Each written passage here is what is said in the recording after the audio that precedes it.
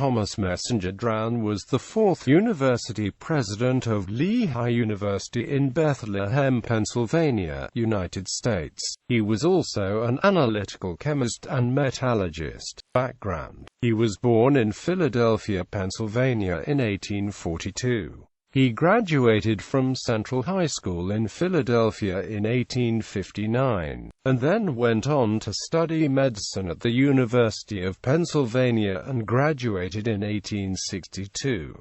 He went abroad to Germany to study chemistry in Freiburg, Saxony, and mining at the University of Heidelberg. From 1869 to 1870 he was an instructor of metallurgy at Harvard University. In 1870, he started a consulting business in Philadelphia. In 1872, he hired a former student, John Townsend Baker, as an assistant. From 1874 to 1881, he was professor of analytical chemistry at Lafayette College.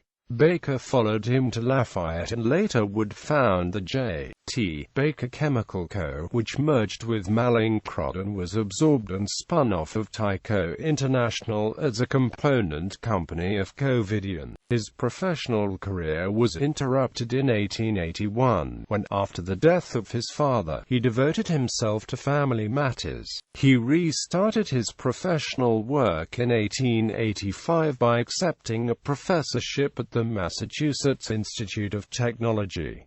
Massachusetts activity. He helped start MIT's chemical engineering curriculum in the late 1880s. In 1887, he was appointed by the newly formed Massachusetts Board of Health to a landmark study of sanitary quality of the state's inland waters. As consulting chemist to the Massachusetts State Board of Health, he was in charge of the famous Lawrence Experiment Station laboratory conducting the water sampling, testing, and analysis.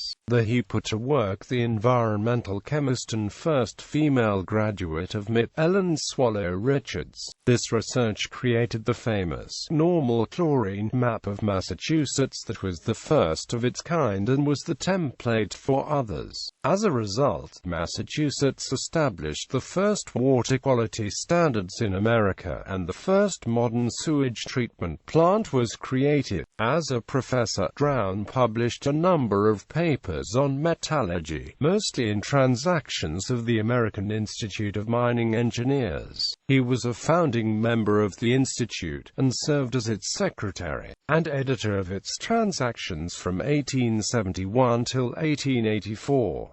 He was elected its president in 1897.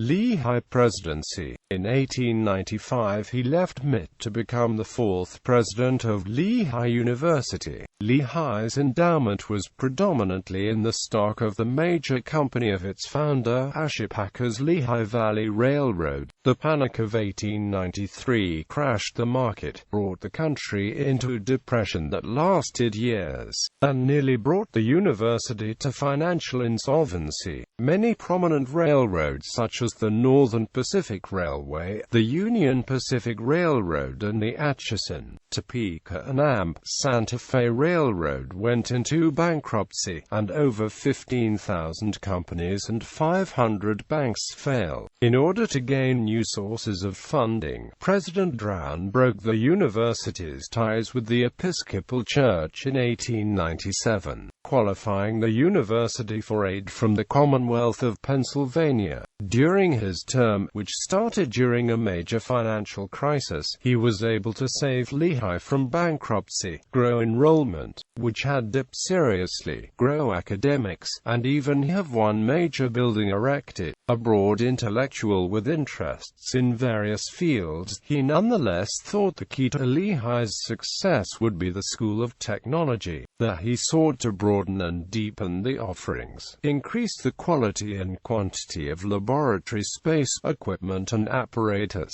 as funding permitted. Additionally, and in consultation with the faculty and the board of trustees, he created many new tiers of teaching, including the associate and assistant professorships. His idea was that this would create resources for top professors to be invited to Lehigh, and so help enlarge the curricula. During his tenure, the university's first emeritus professorship was granted, and first doctorate awarded. Many new degrees in the technical school were now being offered, such as metallurgy, electrometallurgy, and chemical engineering. The curriculum leading to a degree in arts and engineering was established, as was the Department of Zoology and Biology. New courses were also adopted in geology and physics. Dr. Drown eventually gained in popularity on campus with his forward ideas, success, idiosyncratic pince-nez glasses and moustache.